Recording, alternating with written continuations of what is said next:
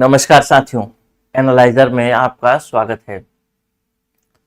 पर्यावरण संरक्षण अधिनियम 1986 को हमने पूरी तरीके से पढ़ लिया है और जैसा कि मैंने शुरुआत में ही आपको बताया था, जब मैं क्लास के बारे में शुरू में YouTube पर चर्चा किया था कि हम तीनों ही स्तर पर चीज़ों को देखेंगे, यानी एक पढ़ाई थ्योरी के बाद उसका ब्रेन स्टॉर्मिंग कैसे करना है और फिर किस प्रकार के प्रश्न आते हैं। अगर ये तीनों चीजें आप कर लेते हैं तो फिर कहीं पर भी कोई समस्या नहीं होने वाली।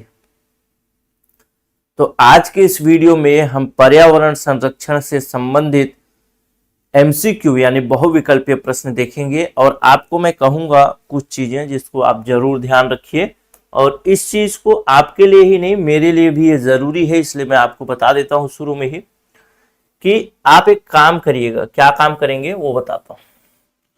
अपने कॉपी में, मतलब एक पेपर में इस तरीके से बॉक्स बना लीजिएगा और इस बॉक्स में यहां पर लिखिएगा प्रश्न संख्या और इसमें लिखिएगा सही उत्तर। ऐसे लिखिएगा 1 2 3 4। इसमें टोटल 25 क्वेश्चन है तो 25 तक बनाइएगा और इसके सामने अगर A उत्तर है तो A, B उत्तर है तो B, ऐसे लिखते जाइएगा। और लिख करके जब एक कंप्लीट हो जाएगा सेशन और आप ये वीडियो देख चुके होंगे, उसके बाद जो भी आप लिखे होंगे उसका एक फोटो खींच करके मुझे व्हाट्सएप में भेजिएगा। ये मेरे लिए भी जरूरी है कि मैंने जो पढ़ाया वो कितना आपको समझ में आया है, वो यहीं से मैं जान पाऊंगा और कोई जरिया नहीं है मेरे पास, ताकि अगर कहीं पर कोई गलती मेरे से हो रही है या कहीं पर कोई कमी है तो मैं उसको सुधार कर सकूं और ऐसे लिखने से आप भी अपने आप को एग्जामिन कर पाइएगा।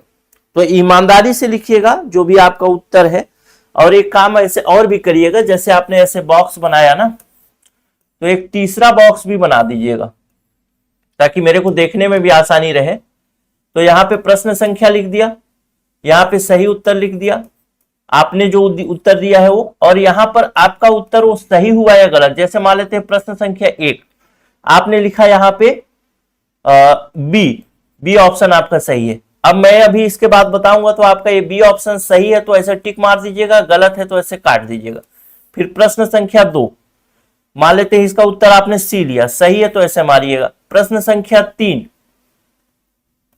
अगर यहाँ पे आपने उत्तर लिया डी, अगर आपका गलत है तो ऐसे काट दीजिएगा, ताकि मेरे को एक बार देखने में आसानी हो जाए कि आप कौन कौन से प्रश्नों को सही और कौन कौन से प्रश्नों को गलत कर रहे हैं, ताकि मेरे को एक आइडिया मिले कि मैं और कितना बेहतर तरीके से कैसे और अच्छा कर सकता हूं। ठीक है, तो एक काम जरूर करिएगा।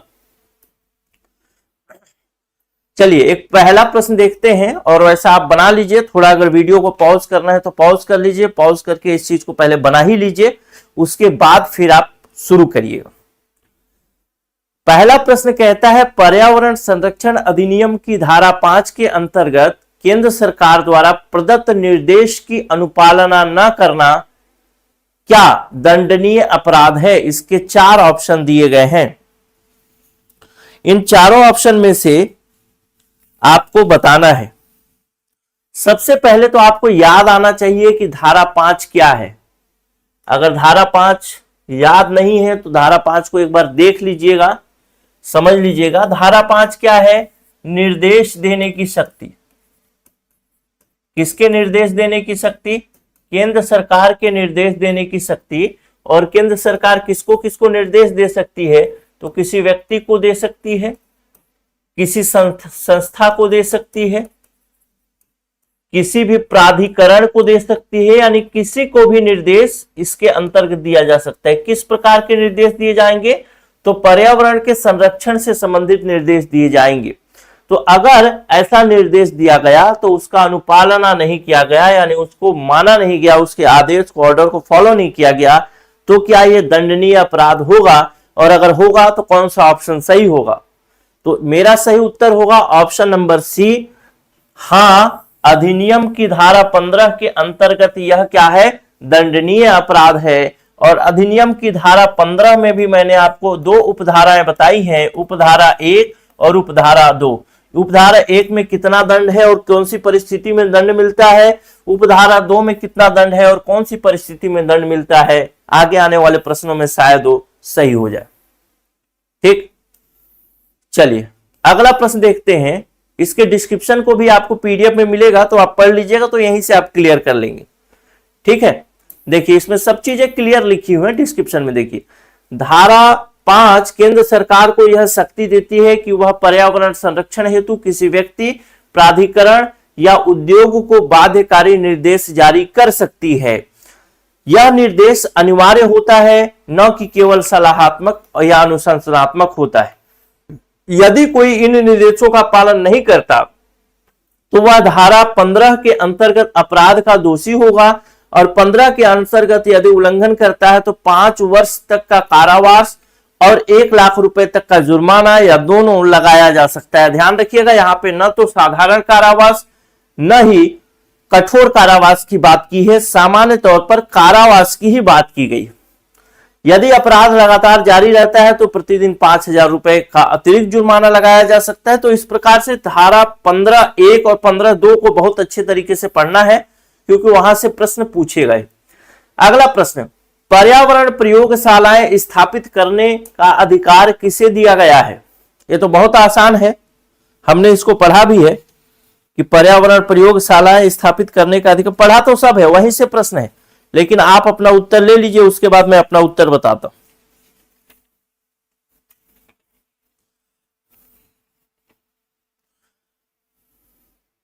सही उत्तर होगा ऑप्शन नंबर डी, केंद्र सरकार, केंद्रीय सरकार को, सेंट्रल गवर्नमेंट को।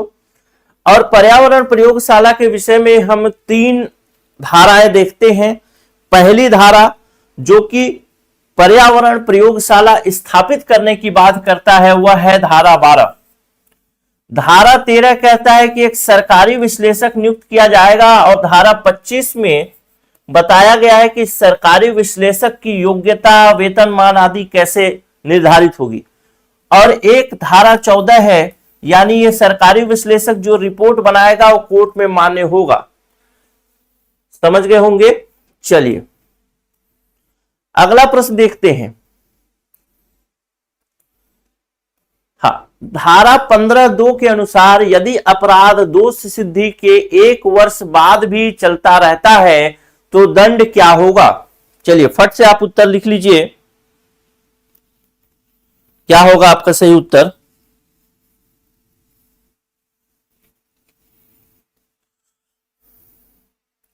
देखिए धारा 15 की अगर बात करता है तो इसका कहता है, देखिए प्रश्न को ध्यान रखिएगा नहीं तो आप फंस जाएंगे, क्योंकि यहां पर तो नहीं दिया है, लेकिन अगर आपके ऑप्शन में दे दिया एक ऑप्शन कि 5, एक ऑप्शन यहीं पे अगर दे दिया कि 5 वर्ष का कारावास धन 1 लाख रुपए जुर्माना, तो आप इसी ऑप्शन में फंस जाएंगे। इसीलिए मैंने कहा धारा 15 को अच्छे से पढ़ लीजिएगा, मतलब याद तो होगा ही आपको, क्योंकि याद हो चुका है वो। धारा 15 में देखिए 2 उपधाराएं हैं, उपधारा 1 और उपधारा 2। पहली उपधारा कहती है कि यदि अपराध होता है तो अपराध होने की स्थिति में उसको 5 वर्ष तक का कारावास और 1 लाख रुपए तक का जुर्माना लगाया जा सकता है। धारा 2 कहता है कि यदि अपराध 1 साल बाद भर भी चलता रहे तो 7 वर्ष का कारावास दिया जा सकता है। अब धारा 1 में ही बताया गया है कि अगर ये अपराध दोष सिद्धि के बाद कंटिन्यू चलता रहता है तो 5,000 रुपए प्रतिदिन के हिसाब से भी जुर्माना लगाया जा सकता है। तो इसका ऑप्शन सही उत्तर क्या होगा, 7 वर्ष होगा, ऑप्शन नंबर बी होगा। अगला प्रश्न देखते हैं। कथन और कारण वाला प्रश्न है। कहता है पर्यावरण अधिनियम की धारा 5 केंद्र सरकार को किसी उद्योग को बंद करने का अधिकार देती है। कारण है यह शक्ति केवल न्यायालय की स्वीकृति से प्रयोग की जा सकती है, यानी कहता है कि अगर न्यायालय की शक्ति स्वीकृति होगी तभी जो केंद्र सरकार है धारा 5 के अनुसार किसी उद्योग को बंद कर सकती है या बंद करने का निर्देश दे सकती है। तो क्या होगा सही उत्तर, देखिए सोच के बताइए। कथन कारण वाला प्रश्न है और ऐसा प्रश्न तो आपसे पूछता भी है, पूछेगा भी।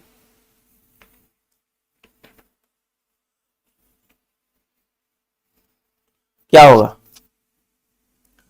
हमने देख लिया कि पहली बात तो कहता है कि पर्यावरण अधिनियम की धारा 5 क्या है? केंद्र सरकार के निर्देश देने की शक्ति है। किसको निर्देश दे सकती है? किसी व्यक्ति को, संस्था को, प्राधिकरण को, किसी उद्योग को, किसी को भी निर्देश दे सकती है पर्यावरण के विषय में, पर्यावरण संरक्षण के विषय में। और इसी धारा के अंतर्गत मैंने बताया था आपको 2 पॉइंट। पहला पॉइंट बताया था आपको, याद होगा, क नंबर पॉइंट कहता है कि किसी उद्योग, किसी संक्रिया यानी कोई प्रोसेस चल रहा है, कोई ऑपरेशन चल रहा है, उसको प्रतिषेध कर सकता है, विनियमित कर सकता है। प्रतिषेध मतलब रोक सकता है, विनियमित मतलब उसको फिर से उसके लिए रेगुलेशन जारी कर सकता है। कौन? केंद्र सरकार। और धारा 5 के प्रयोग के लिए हमने कहीं पर नहीं पढ़ा है कि इसके लिए न्यायालय जाने की जरूरत है। इसका मतलब यह होगा कि कथन तो सही है लेकिन कारण क्या है? गलत है। ठीक, चलिए, यानी इसका सही उत्तर क्या हो जाएगा? इसका सही उत्तर हो जाएगा कथन सही है लेकिन कारण गलत है, ऑप्शन नंबर सी। अगला प्रश्न देखते हैं।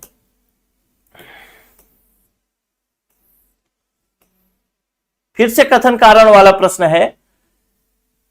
पर्यावरण अधिनियम 1986 की धारा 8 के अनुसार निम्नलिखित कथनों पर विचार करना है। धारा 8 में क्या बताया है?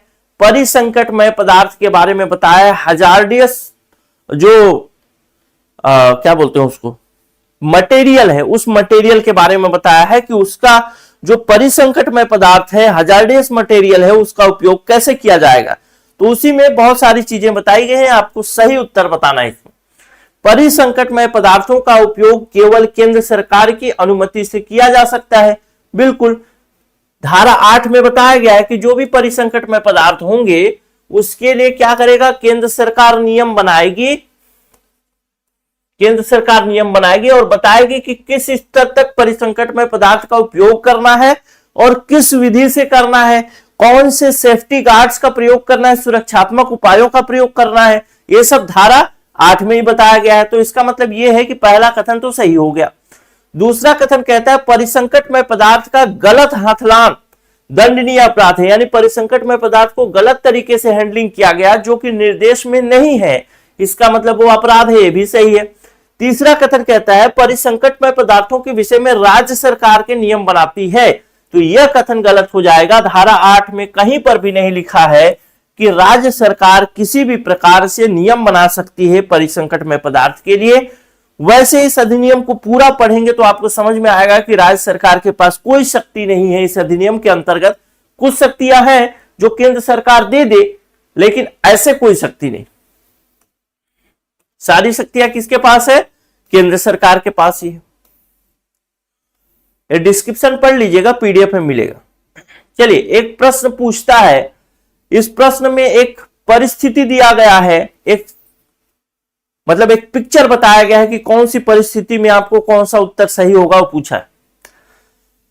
परिस्थिति है कि एक रासायनिक संयंत्र में बड़ी मात्रा में विषैले गैस का रिसाव होता है जिससे आसपास की आबादी को गंभीर खतरा होता है। संयंत्र के मालिक ने केंद्र सरकार को इसकी सूचना 5 दिन बाद दी। फिर से एक बार ध्यान से पढ़ लीजिए, फिर आप इसका उत्तर दीजिएगा।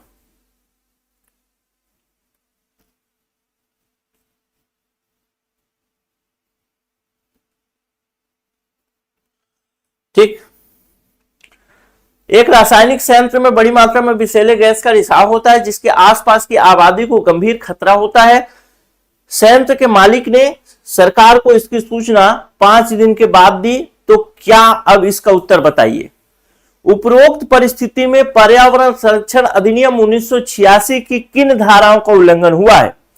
केवल धारा 7 का, केवल धारा 9 का, केवल धारा 7 और 9 दोनों का, या धारा 3 का? देखिए, व्यापम जब आपसे प्रश्न पूछने में आएगा तो किसी भी प्रकार से प्रश्न पूछ सकता है। ठीक है, इसीलिए हर प्रकार के प्रश्नों से परिचित होना आवश्यक है। देखिए क्या कहते हैं, सबसे पहले तो समझ लेते हैं भाई धारा 7 क्या कहता है। धारा 7 कहता है कि जितना भी पर्यावरण का उत्सर्जन होना है, पहले इस केस को समझिए, इस केस में क्या बातें कही गई है, उसके बाद हम इसको समझेंगे तो ज्यादा सही। देखिए, कहता है रासायनिक संयंत्र में बड़ी मात्रा में विषैले गैस का रिसाव होता है। इसका मतलब यह है कि धारा 7 के अंतर्गत केंद्र सरकार कुछ मापदंड बना करके देती है। क्या धारा 7 क्या कहते हैं? उद्योग चलाने वाले, संक्रिया चलाने वाले को, जो व्यक्ति है या जो संस्था है, उनको मानकों को मानना पड़ेगा। कौन से मानक? जो केंद्र सरकार बनाएगी कि इतनी ही मात्रा में गैसों का उत्सर्जन हो सकता है। तो एक रासायनिक संयंत्र में बड़ी मात्रा में विषैले गैस का रिसाव हुआ है। बड़ी मात्रा जो शब्द है वह बड़ी मात्रा कहता है कि जो मानक बताए गए थे, ठीक, जो मानक, जो स्टैंडर्ड तय किए गए थे, उस मानक से कहीं अधिक तय गैस का वो हुआ है। क्या बोलते हैं? रिसाव हुआ है। इसका मतलब धारा 7 में केंद्र सरकार ने जो भी मानक बताए थे, जो भी लिमिटेशन बताए थे, उस लिमिटेशन से अधिक का उपयोग, रिसाव हुआ है। इसका मतलब यहां पे धारा 7 का उल्लंघन हुआ है। ठीक, आसपास की आबादी को मित करते हैं। अब अगला लाइन देखते हैं, कहते हैं संयंत्र के मालिक ने केंद्र सरकार को इसकी सूचना 5 दिन बाद दी। 5 दिन बाद दी मतलब धारा 9 पढ़ा है हमने। धारा 9 कहता है कि कुछ मामलों में प्राधिकरणों को सूचना का दिया जाना। इसमें हमने पढ़ा था कि जब भी ऐसा महसूस होता है कि जो भी लिमिटेशन, जो भी उत्सर्जन के स्टैंडर्ड केंद्र सरकार द्वारा बताए गए हैं, उस स्टैंडर्ड से अगर अधिक उत्सर्जन होने की संभावना है या हो चुका है, दोनों ही स्थिति में अगर होने की संभावना है या दोनों हो चुका है, दोनों ही स्थिति में जो उसका मालिक होगा, कौन होगा मालिक उसका? जो भी उस संयंत्र को चलाने वाला है, वह क्या करेगा? प्राधिकरण को सूचना देगा। कितने समय बाद प्राधिकरण को सूचना देगा? तो तत्काल प्राधिकरण को सूचना देता है। और प्राधिकरण का काम क्या होगा इसके बाद? तो प्राधिकरण उसे, जो भी उस पर्यावरण प्रदूषण हुआ है या फिर होने वाला है, उसको कम करने का प्रयास करेगी। उसके लिए उसको सुरक्षा व्यवस्था मुहैया कराएगी, और व्यवस्था फ्री में मुहैया नहीं कराएगी, उसके बदले वह मालिक उसको पैसा देगा बाद में। ठीक है, तो यहां पर हम देखते हैं कि धारा 7 का उल्लंघन तो ये वाले लाइन से हो गया, और अगर वो लेट से सूचना दिया तो यहां पे धारा 9 का उल्लंघन हो गया। इसीलिए धारा 7 और 9 दोनों ही होगा। ठीक, चलिए अगला प्रश्न देखिए। एक कथन दिया है और दूसरा कारण दिया है। कहता है पर्यावरण प्रयोगशालाएं द्वारा दी गई रिपोर्ट न्यायालय में मान्य होती है। तो बिल्कुल होती है, क्योंकि पर्यावरण प्रयोगशालाओं को वैज्ञानिक साक्ष्य देने की कानूनी मान्यता है। बिल्कुल सही है, दोनों ही सही हो जाएगा। पर्यावरण प्रयोगशाला दी गई रिपोर्ट न्यायालय में मान्य होती है। इसके विषय में हमने धारा 11 में भी पढ़ा था। क्या पढ़ा था? कि जो नमूना संग्रह करने वाला अधिकारी हो, वो जाता है और नमूना संग्रह करने के बाद, सीलबंद करने के बाद किसको भेजता है? धारा 12 के अंतर्गत जो केंद्र सरकार द्वारा पर्यावरण प्रयोगशाला बनाए गए हैं, उन पर्यावरण प्रयोगशालाओं को भेज देता है। फिर पर्यावरण प्रयोगशाला क्या करता है? उसको जांचने का काम करता है। और धारा 13 में हमने पढ़ा था कि ऐसे पर्यावरण प्रयोगशालाओं में एक पर्यावरण विश्लेषक की नियुक्ति केंद्र सरकार करेगी। और धारा 14 में हमने पढ़ा था, अच्छा धारा 11 में ही एक बात पढ़ी थी कि पर्यावरण प्रयोगशाला को जब चीजें भेजी जाती हैं, सब नमूना संग्रह करके, तो उसको एक विशेष रीति से जो भी क्राइटेरिया बताए गए हैं, जैसे नमूना संग्रह की जो प्रक्रिया बताई गई, उसको फॉलो करना होगा। तो धारा 14 में हमने पढ़ा था क्या कि ये जो पर्यावरण विश्लेषक धारा 13 के अंतर्गत नियुक्त हो रहा है, यही पर्यावरण प्रयोगशाला से जो रिपोर्ट आएगा नमूना का, उस पर क्या करेगा? हस्ताक्षर करेगा। और ऐसी हस्ताक्षरित रिपोर्ट ही वहां पर मान्य होगी। तो इसका कथन और कारण दोनों सही है और सही तरीके से व्याख्या भी कर रहा है। ऑप्शन नंबर ए हो जाएगा। अगला प्रश्न देखते हैं। फिर से एक परिस्थिति वाला प्रश्न पूछ गया। अब चलिए बताइए, एक कंपनी ने पर्यावरणीय मानकों का उल्लंघन किया है और कारखाने में ध्वनि प्रदूषण फैलाया है। कंपनी का प्रबंध निर्देशक विदेश यात्रा पर था, लेकिन सरकारी निरीक्षक ने कंपनी और प्रबंध निर्देशक दोनों पर केस दर्ज कर लिया है। प्रबंध निर्देशक के लिए उत्तरदायित्व किस धारा के अंतर्गत निर्धारित है? तो हमने कौन सी धारा पढ़ी है? हमने पढ़ा था कंपनियों द्वारा किया गया अपराध धारा 17 में बताया गया है, और इसमें बताया गया है कि जब कोई कंपनी अपराध करती है तो उस कंपनी में उस समय जो भी उसके प्रबंधन में लगे हुए लोग थे, जो भी जिम्मेदार लोग थे, सभी के सभी आरोपी बनाए जाएंगे। साथ ही साथ उस कंपनी का जो निर्देशक होगा, उस कंपनी का जो सचिव होगा, वह भी आरोपी बनाया जाएगा। लेकिन इस निर्देशक और सचिव के पास इसके बाद क्या ऑप्शन बचेंगे? क्योंकि वो तो विदेश यात्रा पर था, उसको शायद इसकी जानकारी नहीं है जो कि पर्यावरणीय मानकों का उल्लंघन हुआ है। तब उसी में हमने पढ़ा था कि धारा 17(2) के अनुसार उसे यह साबित करना होगा कि मैं जो भी अपराध हुआ है उससे अनभिज्ञ हूं, इससे मेरा कोई लेना देना नहीं है। अगर ऐसा वो साबित कर देता है तो फिर वो बच जाएगा। इसका सही उत्तर क्या हो जाएगा? धारा 17। अगला प्रश्न देखते हैं। अब देखिए, मिलाना है। सूची 1 को सूची 2 से मिलाना है। एक तरफ दिया है सूची में दिया है धारा और प्रावधान। चूंकि यहां पे आ नहीं पाएगा तो इसको अगले पेज में ले चलता हूं। बस यहां जोड़ी मिलान वाला काम करना है। चलिए जोड़ी मिलान वाला काम करते हैं। धारा 4 है, धारा 10 है, धारा 12 है, और कहां गया? ऊपर भी ये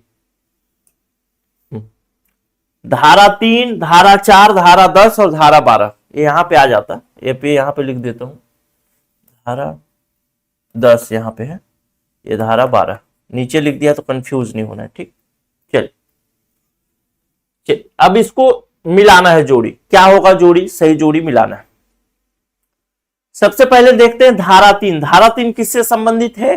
केंद्र सरकार की शक्तियों से संबंधित है।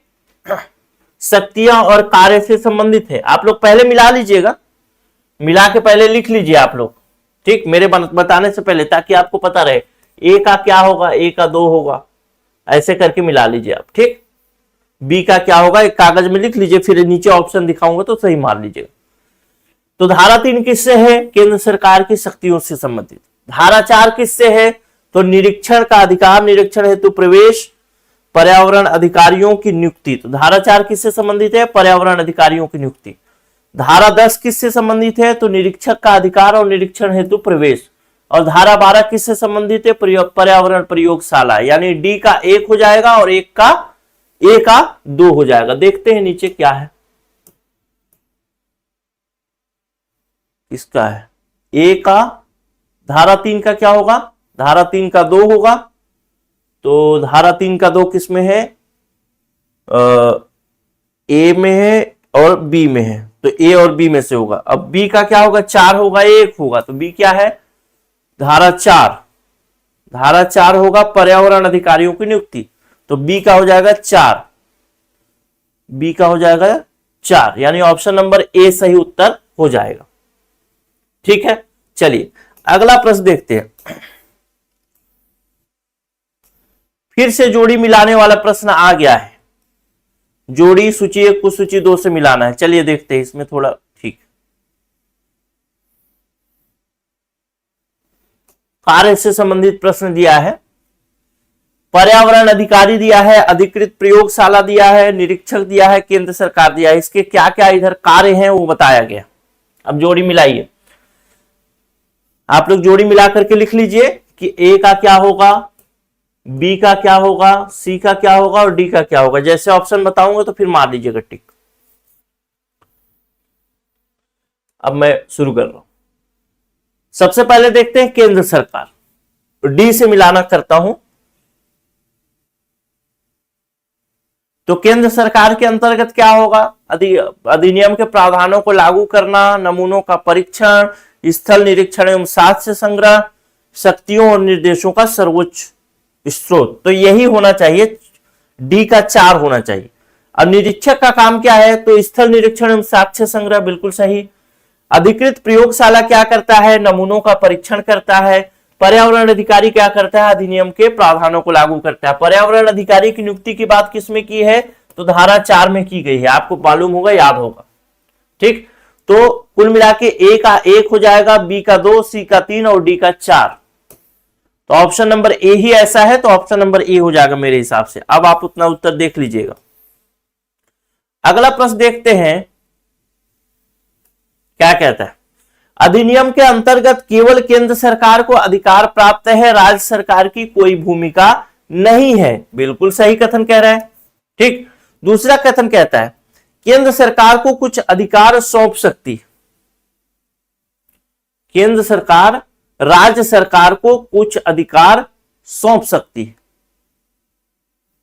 क्या कहते हैं कथन, पहला कथन कहते हैं अधिनियम के अंतर्गत केवल केंद्र सरकार को अधिकार प्राप्त है, ये गलत है, पहला कथन गलत हो गया। अधिनियम के अंतर्गत केवल केंद्र सरकार को तो अधिकार प्राप्त है, यहां तक तो बिल्कुल सही कथन है। लेकिन आगे का लाइन देखते हैं तो राज्य सरकार की भूमिका नहीं होती है। राज्य सरकार की भूमिका होती है, जब केंद्र सरकार राज्य सरकार को कुछ काम सौंप देती है तो राज्य सरकार ही तो पूरा काम करती है पर्यावरण संरक्षण के अधिनियम को लागू करने के लिए। तो पहला कथन क्या हो गया, गलत। दूसरा कथन कहता है केंद्र सरकार राज्य सरकार को कुछ अधिकार सौंप सकती है, तो इसलिए ऑप्शन नंबर सी हो जाएगा, केवल दूसरा कथन सही हो जाएगा। अगला प्रश्न देखते हैं, क्वेश्चन नंबर 12। क्वेश्चन नंबर 12 जो है वह धारा 11 से संबंधित है। धारा 11 में क्या था, नमूने लेने की शक्ति और उसके संबंध में जारी किए जाने वाला प्रक्रिया। तो धारा 11 से संबंधित है। जब धारा 11 के अंतर्गत जो अधिकारी है वो अधिकारी क्या करता है, नमूना लेने जाता है, तब के बाद की कहानी पूरी चलेगी इसमें। जब कोई विश्लेषक यानी जो नमूना लेने वाला अधिकारी है, नमूने पर हस्ताक्षर करने से मतलब जब कोई अधिष्ठ था, विश्लेषक मतलब यही अधिकारी जो नमूना ले रहा है, नमूने पर हस्ताक्षर करने से मना कर देता है, तो नमूना के विषय में क्या होगा, वह नमूना अमान्य माना जाएगा, केवल न्यायालय में प्रमाणित किया होगा, विश्लेषक के हस्ताक्षर से ही वैध हो जाएगा, दोबारा नमूना लेना आवश्यक होगा। क्या होगा आपका उत्तर, आप जरूर सोच के देखिए और अपना लिख भी लीजिए। मेरा उत्तर होगा विश्लेषण के हस्ताक्षर से ही वैध होगा, क्योंकि धारा 11 में हमने 4 उपधाराएं पढ़ी थी, 1, 2, 3 और चौथा। तो चौथे उपधारा में हमने पढ़ा था कि यदि व्यक्ति उपस्थित न हो, या फिर व्यक्ति मतलब जो अधिष्ठता है, जो उसका मालिक है, जो कंपनी का, कारखाने का, या फिर उसका एजेंट जो भी होगा, उपस्थित न हो, तब की स्थिति में क्या होगा, तब की स्थिति में जो नमूना लेने वाला व्यक्ति है, जो नमूना लेने वाला अधिकारी है, खुद ही हस्ताक्षर करेगा और हस्ताक्षर करके भेज देगा। वैसा नमूना भी मान्य होगा, जरूरी नहीं है कि आदमी वहां का मालिक हस्ताक्षर ही करे। अगला प्रश्न देखते हैं, केंद्र सरकार ही अधिनियम के अंतर्गत निरीक्षक नियुक्त कर सकती है। निरीक्षक नियुक्त करने के बारे में किसमें, कौन सी धारा में की गई है बात, तो धारा 10 में, 11 लिख दिया, धारा 10 में बात की गई है निरीक्षक की नियुक्ति। और निरीक्षक का काम क्या होगा, धारा 10 में नहीं, धारा 4 में बात की गई है। निरीक्षक की नियुक्ति के विषय में धारा 4 में बात की गई है। और धारा 10 में बताया गया है क्या, कि इसकी शक्तियां क्या होंगी, इनके कार्य क्या होंगे। तो अब बताते हैं, केंद्र सरकार ही अधिनियम के अंतर्गत निरीक्षक नियुक्त कर सकती है, तो सही उत्तर है केवल केंद्र सरकार ही कर सकती है। धारा 4 के अनुसार राज्य सरकार भी पर्यावरण निरीक्षक नियुक्त कर सकती है। इस अधिनियम में ऐसी कोई बात नहीं की गई है, केवल एक सही हो जाएगा, केवल कथन एक सही है, ऑप्शन नंबर बी। आपका उत्तर क्या था कमेंट कर लीजिए, मतलब वहां लिख लीजिएगा। चलिए अगला प्रश्न देखिए, कहता है सूची 1 को सूची 2 से मिलाना है। फिर से मिलान वाला प्रश्न आ गया। अधिनियम को लागू करना, नियमों की अधिसूचना, परीक्षण रिपोर्ट। अच्छा और भी है,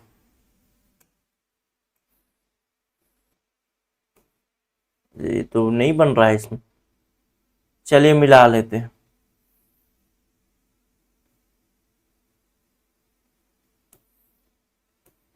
चलिए, अधिनियम लागू करने का काम किसका है? तो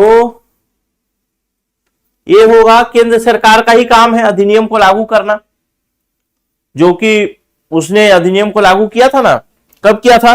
23 मई 1986 को अधिसूचना द्वारा अधिनियम को लागू किया। दूसरा, अधिनियम की अधिसूचना कौन निकालता है? पर्यावरण मंत्रालय निकालता है। ये नया फैक्ट है आपके लिए। अगला, परीक्षण रिपोर्ट अधिकृत प्रयोगशाला ही करती है। किसको भेजा जाता है? अधिकृत प्रयोगशाला को। और निर्देशों का पालन कराना पर्यावरण अधिकारी, जो कि धारा 4 के अंतर्गत बनता है, उसका काम होता है। तो इसका सही उत्तर ए बी सी, मतलब ऑप्शन नंबर ए ही हो जाएगा। ठीक, अगला प्रश्न देखते हैं। अधिनियम में केंद्र सरकार को यह अधिकार है कि वह किसी निजी कंपनी को पर्यावरणीय निगरानी के निर्देश दे सकती है। कौन से धारा के अंतर्गत होगा, इसको ध्यान रखिएगा। अधिनियम में केंद्र सरकार को यह अधिकार है कि वह निजी कंपनी को पर्यावरणीय निगरानी के निर्देश दे सकती है। निजी कंपनी को मतलब कुल मिला के अब इस अधिनियम में हमने पढ़ा है ना कि केंद्र सरकार अपना कार्य जो है वो किसी और को भी सौंप सकती है। कौन सी धारा के अंतर्गत? धारा 3 के 3 में हमने पढ़ा था शायद। हाँ, धारा 3 के उपधारा 3 में पढ़ा था कि केंद्र सरकार अपना अधिकार चाहे तो किसी अन्य प्राधिकरण को सौंप सकती है या प्राधिकरण बना सकती है। तो यहां पर एक शब्द आया है निजी कंपनी, इसके वजह से आपको डाउट हो सकता है। दूसरा कहता है केंद्र सरकार अधिनियम के तहत केवल सरकारी एजेंसियों को ही आदेश दे सकती है। तो केंद्र सरकार तो भैया किसी को भी आदेश दे सकती है। जब सरकारी एजेंसी की बात आ रही है तो आपको तो ये ध्यान होगा कि उद्योग कोई प्राइवेट वाला चला रहा है तो उसको भी आदेश दे सकती है, कोई समस्या नहीं है। तो दूसरा कथन तो गलत ही हो गया। तो दूसरा कथन अगर गलत है तो ये तो नहीं होगा और ये भी नहीं होगा। अब या तो बी होगा या तो डी होगा। अब यहां पे फंसता है निजी कंपनी वाला बात। क्या निजी कंपनी को, ऑप्शन नंबर पहला कथन जो है, निजी कंपनी को यह अधिकार दिया जा सकता है कि वह एक निगरानी कर्ता के रूप में काम करे?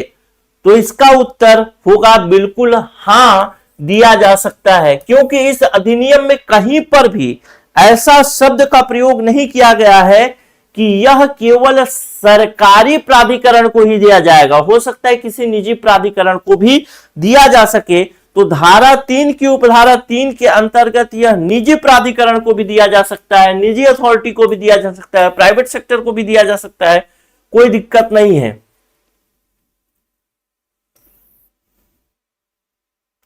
अगला प्रश्न देखते हैं।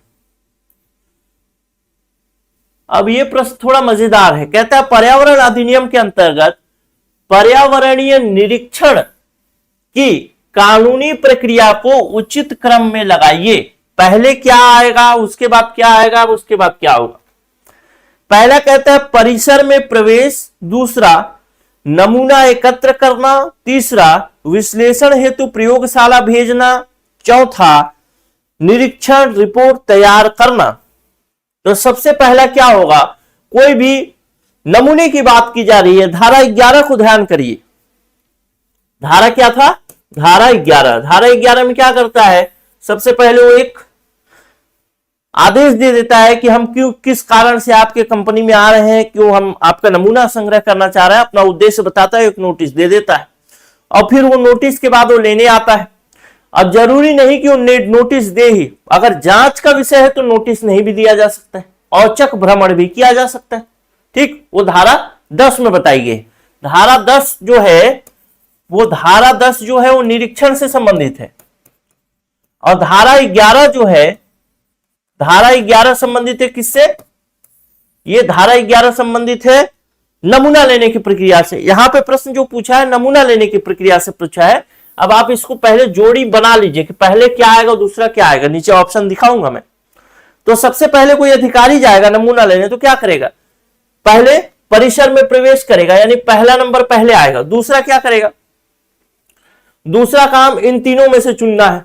तो पहले नमूना एकत्र करेगा, या विश्लेषक हेतु प्रयोगशाला भेजेगा, या निरीक्षण रिपोर्ट तैयार करना। तो सबसे पहले ये लिया और अंदर घुसा, अंदर घुसने के बाद क्या करेगा, नमूना लेगा, तो 2 नंबर फिर आ गया। तीसरा नंबर, नमूना ले लिया, सील बंद कर दिया, अब क्या करेगा, प्रयोगशाला को भेज देगा, तीसरा नंबर। चौथा नंबर क्या होगा, फिर वो निरीक्षण रिपोर्ट प्रयोगशाला जो होगा पर्यावरण प्रयोगशाला, उसमें निरीक्षण रिपोर्ट तैयार की जाएगी। धारा 14 के अंतर्गत वहां पे जो विश्लेषक होगा वो साइन कर देगा, साइन करेगा तो फिर न्यायालय में वैध माना जाएगा।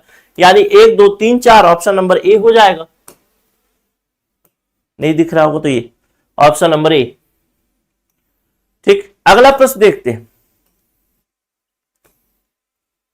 अब देखिए, अब ए प्रश्न बताइएगा।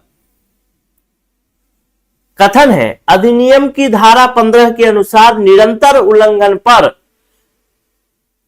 प्रतिदिन 5,000 तक का अतिरिक्त जुर्माना लगाया जा सकता है। क्या, पहले तो यही समझिए कि क्या यह कथन सही है या गलत है, फिर उसके बाद उत्तर दीजिएगा। कथन सही है या नहीं है, पहले ये सोच लीजिए। कौन सी धारा के अंतर्गत कथन कहा गया है, धारा 15। धारा 15 के अंदर भी जाऊंगा तो धारा 15 की उपधारा 1 में कहा गया है क्या, कि यदि कोई व्यक्ति पर्यावरण जो इस अधिनियम के अंतर्गत दोषी है, पर्यावरण से अधिक मतलब मानक से अधिक उत्सर्जन कर रहा है, तब की स्थिति में उल्लंघन कर रहा है, तब की स्थिति में उसे क्या होगा, 1 लाख रुपए तक जुर्माना और 5 साल का कैद। लेकिन अगर वो दोष सिद्धि के बाद निरंतर जारी रखता है, तब की स्थिति में 5,000 रुपए जुर्माना प्रतिदिन के हिसाब से लगाया जा सकता है। फिर उपधारा 2 आता है, कहता है कि अगर वो 1 साल तक जारी रखता है तो फिर 5 साल की जो सजा थी वो 7 साल में कन्वर्ट हो जाएगी, कोई दिक्कत नहीं है। तो पहला कथन तो सही है। दूसरा कथन कारण कहता है यह व्यवस्था पर्यावरणीय अपराधों के दीर्घकालीन प्रभावों को आर्थिक रूप से दंडित करने हेतु किया गया है। तो इसका मतलब कारण भी सही है, यानी लोग लंबे समय तक पर्यावरण का प्रदूषण न करें। इसका मतलब कथन और कारण दोनों सही है और सही तरीके से यह व्याख्या भी कर रहा है। तो ऑप्शन नंबर क्या होगा, ए और आर दोनों सही है, सही व्याख्या करता है, ऑप्शन नंबर ए हो जाएगा। क्वेश्चन नंबर 18 देखते हैं।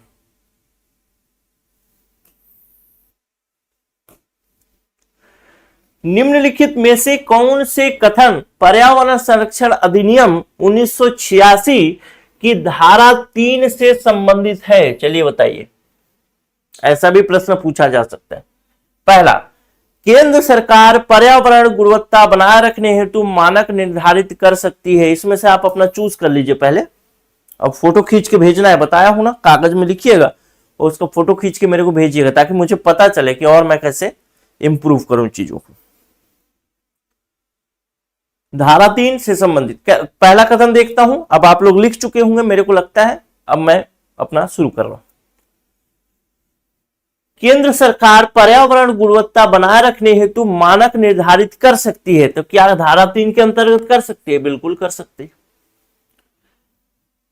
अगला कथन कहता है केंद्र सरकार केवल राज्य सरकारों की सलाह पर निर्देश जारी कर सकती है। नहीं, कहीं पर नहीं पढ़ा हमने कि राज्य सरकार से निर्देश लेना है, ये मतलब सलाह लेना। केंद्र सरकार देश भर में पर्यावरणीय योजना, हमने पढ़ा था ना, पर्यावरण योजना, पर्यावरण को अच्छा करने के लिए प्लानिंग कर सकती है, योजना बना सकती है। तो 1 और 3 सही हो जाएगा, ऑप्शन नंबर ए सही हो जाएगा। अगला प्रश्न देखते हैं, 19 नंबर। फिर से आ गया, चरण बताना है, मतलब स्टेप बताना है कौन सा सही हो। पर्यावरण निरीक्षण के चरणों को सही क्रम में बताइए। चलिए फिर से आ गया। पहला होगा नमूना संग्रहण, प्रयोगशाला विश्लेषण, निरीक्षण रिपोर्ट, अनुपालन निर्देश। फिर से इसको बताना है कौन सा सही होगा। चलिए आप लोग बनाइए, उम्मीद करता हूं आप लोग लिख लिए होंगे। अब मैं बात करता हूं। सबसे पहले क्या होगा, किसी भी प्रयोगशाला में सॉरी किसी भी कंपनी में, किसी फैक्ट्री में कोई निरीक्षण नमूना लेने जाएगा, तो नमूना लेने जाने के बाद क्या करेगा वो? सबसे पहले तो वहां प्रवेश करेगा। प्रवेश करने के बाद नमूना का संग्रह करेगा। तो सबसे पहला तो नमूना संग्रह ही हो गया, तो ये हो गया पहला। दूसरा, यानी ये पहला ही स्टेप, पहला जो है पहला ही स्टेप। दूसरा क्या करेगा? दूसरा काम उसका क्या काम है? दूसरा काम उसका है कि अब उसको सील बंद करेगा, सील बंद करके उसको भेज देगा। भेज दिया तो वह वैसा कोई बात तो लिखी नहीं गई है, इसका मतलब अब दूसरा स्टेप क्या आ जाएगा? प्रयोगशाला का विश्लेषण आ जाएगा, क्योंकि धारा 12 के अंतर्गत जब भेज दिया तो धारा 12 के अंतर्गत प्रयोगशाला का विश्लेषण होगा। फिर जब विश्लेषण हो जाएगा तो वहां का रिपोर्ट आ जाएगा, तीसरा स्टेप। और चौथा, अगर कोई कमी है तो उसको ठीक करने के लिए अनुपालन का निर्देश दिया जाएगा। ऑप्शन नंबर 4 हो जाएगा। तो ये हो जाएगा 1 2 3 4, यानी ऑप्शन नंबर ए ही सही हो जाएगा।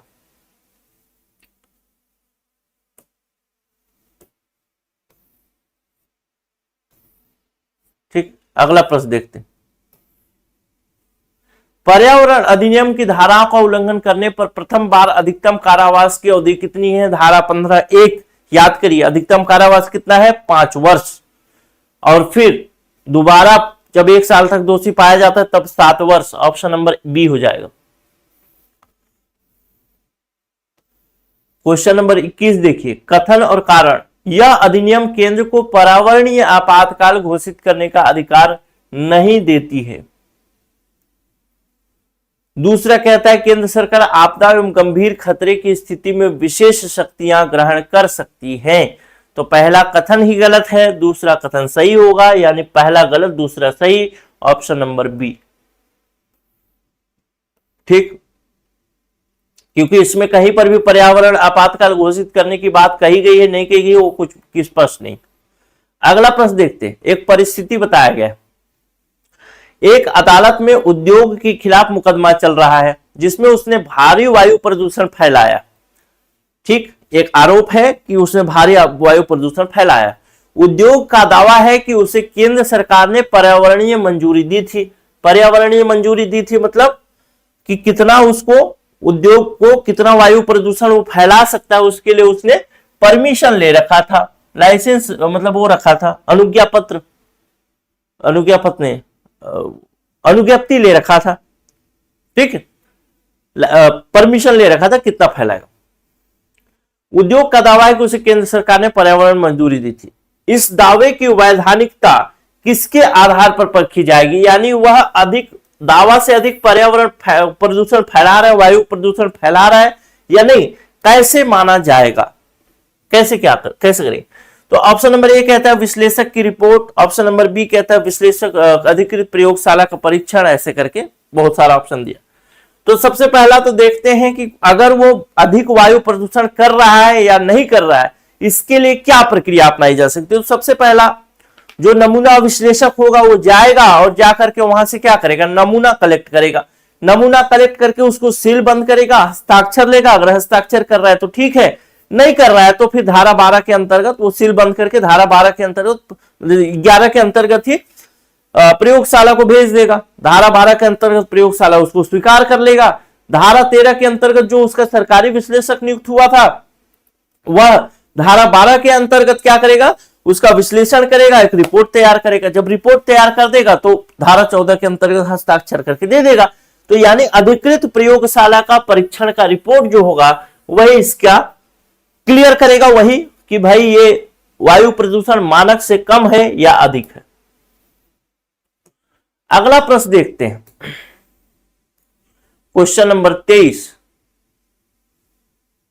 में सही कथन गलत कथन बताना है। पर्यावरण अधिनियम के अधीन निरीक्षकों की शक्तियों से संबंधित कथनों पर विचार करिए। निरीक्षक की शक्तियां और कार्य किसमें बताया गया है? आपको याद होगा, निरीक्षण की शक्तियों और कार्यों के बारे में धारा 10 में वर्णन किया गया है। ठीक, धारा 10 में पहला लाइन देखिए, वे किसी परिसर में प्रवेश कर सकते हैं। दूसरा है बिना पूर्व अनुमति के भी निरीक्षण कर सकते हैं। तीसरा है वे गिरफ्तारी भी कर सकते हैं। चलिए बताइए, 1 2 3 कथन है, तीनों कथन में कौन सा कथन सही है, कौन सा कथन गलत है? तो धारा 10 के अंतर्गत निरीक्षण की शक्तियों के बारे में हमने पढ़ा है।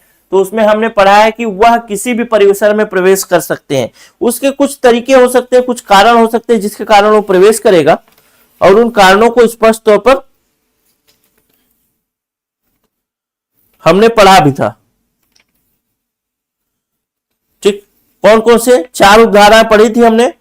केंद्र सरकार कोई आदेश सौंपे, कोई अपराध हो रहा है, कोई प्रदूषण हो रहा है, या नियमों की अनदेखी हो रही है, तो बिना जानकारी के वहां पर जा सकता है, बिना मतलब पूर्व अनुमति के वो वहां घुस सकता है, किसी भी परिसर में घुस सकता है। लेकिन इसके कार्य क्या होंगे, तो ये सामान को जब्त कर सकता है, वस्तु जो भी है, या फिर जिससे अपराध होने वाला है उसको जब्त कर सकता है, या फिर कुछ दिशा निर्देश नए जारी कर सकता है, कुछ भी कर सकता है जो केंद्र सरकार ने उसको शक्तियां सौंपी। लेकिन वह किसी भी हाल में गिरफ्तारी तो नहीं कर सकता। कथन 3 गलत हो जाएगा, यानी ऑप्शन नंबर ए हो जाएगा। 1 और 2 सही है। आपका उत्तर क्या है आप देखिए। क्वेश्चन नंबर 24, चलिए क्वेश्चन नंबर 24 आ गया। फिर से जोड़ी क्रम वाला प्रश्न पूछा है। पर्यावरण संरक्षण अधिनियम 1986 के अंतर्गत केंद्र सरकार की पर्यावरणीय कार्यवाही हेतु उचित क्रम का चयन करिए। केंद्र सरकार पर्यावरण कार्यवाही के लिए कौन कौन सा सीक्वेंस फॉलो करेगा। पहला, केंद्र द्वारा अधिसूचना के माध्यम से मानक का निर्धारण। दूसरा, निर्देशन का उल्लंघन करने वालों पर दंड की प्रक्रिया। तीसरा, निरीक्षकों की नियुक्ति। और चौथा, पर्यावरण परीक्षण प्रयोगशालाओं की अधिसूचना। अगर इस प्रश्न को ऐसे आप एग्जाम हॉल में करते तो आप फंस जाते, लेकिन मैं आपको थोड़ा सा हिंट दे देता हूं, उसके बाद आप सब सही कर लें। कुल मिला के पूछा है ये कि धारा वाइज बताना है, यानी इसमें कौन सी धारा लगी है, इसमें कौन सी धारा है, इसमें कौन सी धारा है, कौन सी धारा है, और उसको बढ़ते क्रम में सजाना है। यानी पहले धारा 1 आएगा, फिर धारा 15, 17 ऐसे। ठीक, 1 2 3 4 ऐसे बनाना। अब सजा के देखिए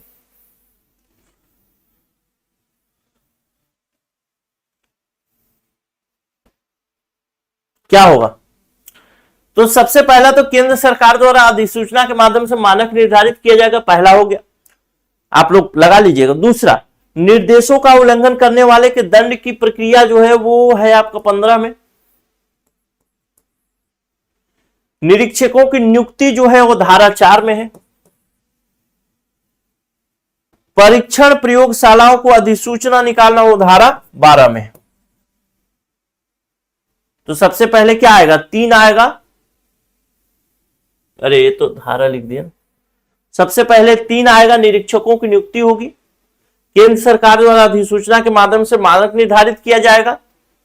उसके बाद यानी ये हो गया आपका पहला, ये हो गया दूसरा, निर्देशों का उल्लंघन करने वाले पर दंड, ये हो गया तीसरा, और ये हो गया चौथा। ठीक, चलिए अब आप लोग क्या किए हैं देखते हैं। ये उत्तर ले रहा है 1 3 4। ओ सॉरी। हाँ, केंद्र सरकार द्वारा अधिसूचना के माध्यम से मानक का निर्धारक पहले किया जाएगा ना, धारा 3 के अंतर्गत हो जाएगा वो तो। सॉरी, गलत हो गया यार, धारा वाइज बात कर लेते हैं। ठीक, इसमें कौन सी धारा फॉलो हुई है, धारा 3। धारा 3 ये कौन है, निर्देशों का उल्लंघन करने वाले शक्तियों की दंड प्रक्रिया कौन सा है, तो ये है धारा 15। निरीक्षकों की नियुक्ति के विषय में बात करता है, तो निरीक्षकों की नियुक्ति वैसे तो धारा 4 है, इसकी शक्तियां बताई गई है धारा 10 में भी। और ये जो है परीक्षण प्रयोगशाला की अधिसूचना, ये है कौन सी है, धारा 12। तो अब सही होगा, तो पहले 1 आएगा, 1 के बाद आएगा आपका 3, 3 के बाद आएगा 4, 4 के बाद आएगा 2। ठीक, पहले 1 आया, धारा 3, फिर धारा 10, 4 या 10 जो भी कहें, फिर धारा 12 यानी ये, और फिर धारा 15। ठीक, तो ये हो जाएगा ऑप्शन नंबर ए, इसका सही क्रम हो जाएगा।